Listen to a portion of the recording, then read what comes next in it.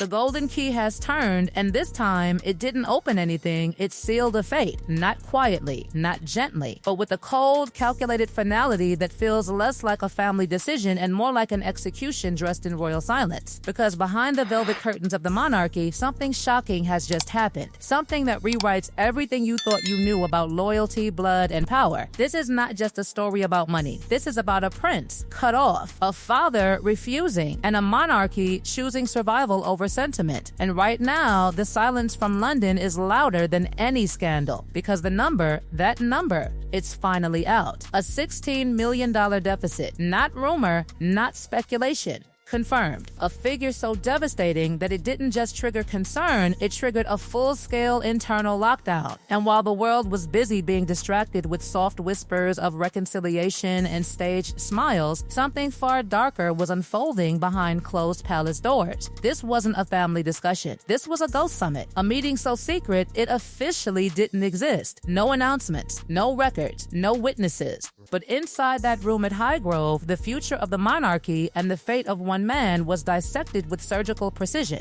And the person holding the blade? Princess Anne. Not as a sister, not as an aunt, but as something far more dangerous, a financial executioner. She walked in carrying a royal blue dossier. No emotion, no hesitation, just numbers. Cold, sharp, undeniable numbers. And when she placed that file on the table, something shifted. The illusion of family protection cracked, and underneath it, there was only mathematics. Because according to that dossier, this wasn't just overspending.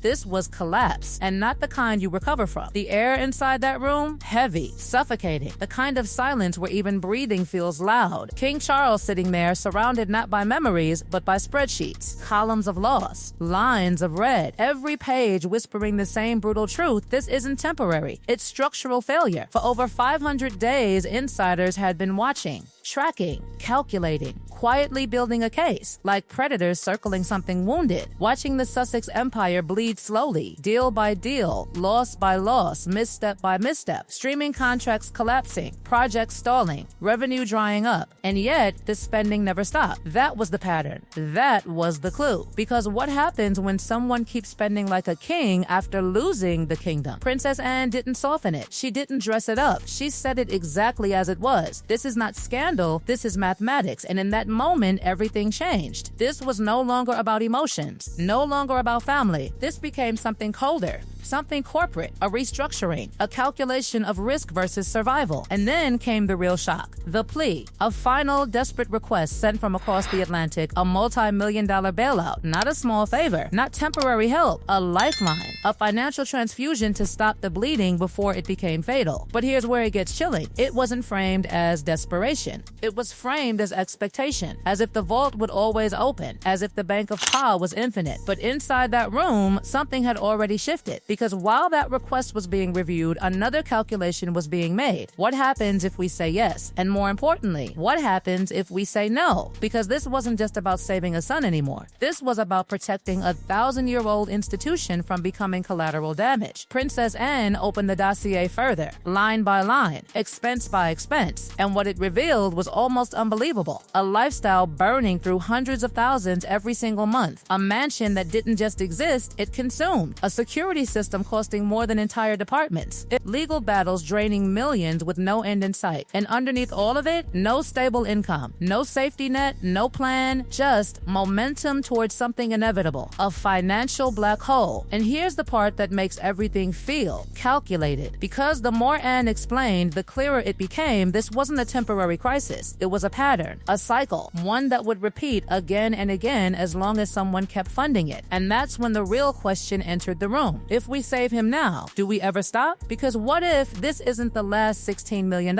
What if it's just the beginning? The room didn't need an answer. The numbers already gave it. And suddenly, the idea of helping didn't look like compassion anymore. It looked like enabling. And that realization, that's what made this moment so dangerous. Because King Charles wasn't just choosing between money and family, he was choosing between emotion and consequence, between father and sovereign. And the clock kept ticking, midnight approaching, silent silent stretching, decision closing in, because outside that room, the world still believed in the fairy tale, but inside, the fairy tale had already ended, and what replaced it was far colder, because for the first time in royal history, the safety net wasn't just fraying, it was being cut completely, deliberately, and permanently. And just when it seemed like the numbers alone had already sealed the fate, another shadow stepped forward in that dimly lit room at Highgrove, and this is where the story stops being just financial and turns deeply personal. Because this wasn't only about spreadsheets anymore, this was about power, control, and the future of the crown itself.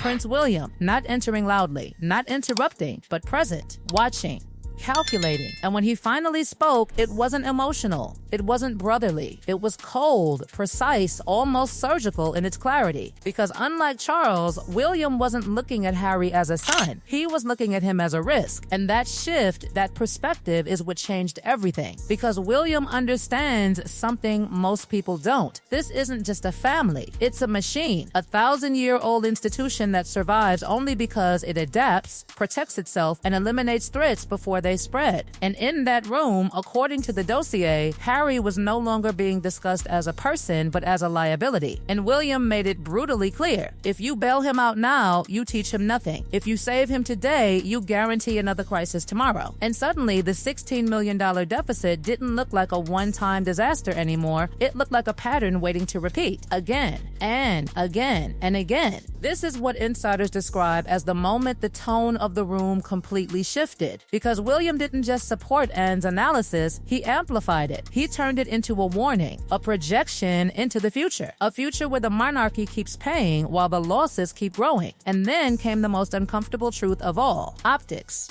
Because while this crisis was unfolding behind palace walls, outside those walls, an entire nation was struggling. Cost of living rising, public scrutiny intensifying, every royal expense questioned, every privilege examined. So imagine the headline: a king using royal wealth to rescue a prince's luxury California lifestyle. It wouldn't just be controversial, it would be catastrophic. And William knew that, because this wasn't just about money leaving the vault, it was about trust leaving the public. And once that's gone, it doesn't come back. That's when the word bailout stopped sounding like help and started sounding like betrayal, not of family, but of the people watching. And in that moment, something inside Charles broke, because now the decision wasn't just painful, it was impossible. He wasn't choosing between helping Harry and protecting the monarchy, he was choosing which one to sacrifice. And standing in front of him was the future of the crown refusing to bend. Because William wasn't done. He went further, deeper, into something far more unsettling. He raised the issue no one wanted to say out loud. What happens when a desperate man runs out of money? What does he sell next? Because a prince with a $16 million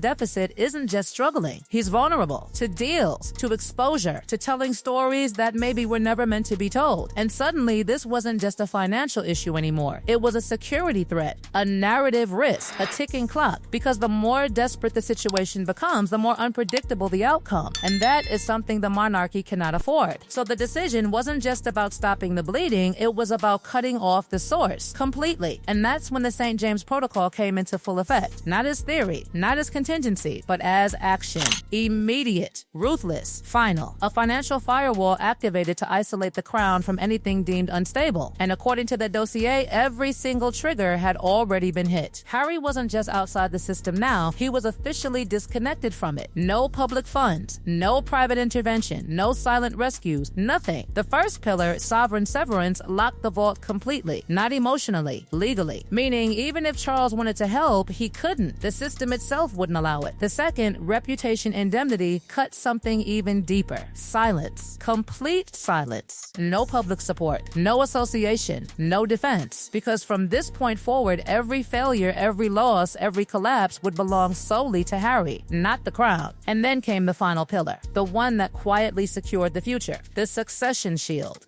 A barrier protecting the wealth, the legacy, the inheritance of William and his children from ever being touched to fix someone else's downfall. And that was it. The drawbridge didn't just rise, it locked. Because in that moment, Harry stopped being part of the system. He became something else, an independent entity with a collapsing balance sheet. And as that reality settled inside the room, Charles realized something terrifying. There was no middle ground anymore. No half in, no half out. You're either protected by the institution or you're you're outside it, alone. And thousands of miles away in Montecito, the consequences were already beginning to ripple. Because here's what happens when the royal safety net disappears. The illusion disappears with it. Banks start asking questions. Lenders hesitate. Deals stall. Because for years, there was an unspoken assumption no matter what happened, the crown would never let a prince fall. But now, that assumption is gone. And without it, everything changes. Because suddenly, that mansion isn't just a home, it's a liability. A massive, expensive, unsustainable liability. Refinancing becomes impossible. Credit tightens, pressure builds, and the lifestyle that once looked effortless starts revealing its cracks, quietly at first. Then all at once, staff reductions, cutbacks, decisions that signal something deeper, something no one wants to admit, because the truth is this wasn't supposed to happen. Not like this. Not this publicly. Not this definitively. But the numbers don't lie, and the system chose survival over sentiment, over history,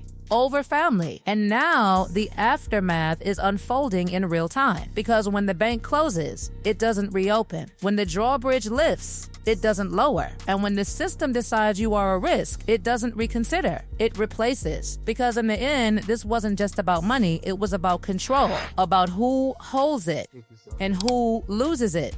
And right now, the message couldn't be clearer. The era of the blank check is over. The era of consequences has begun. And somewhere between those two realities, a prince is standing outside the gates, watching the lights go out, one by one.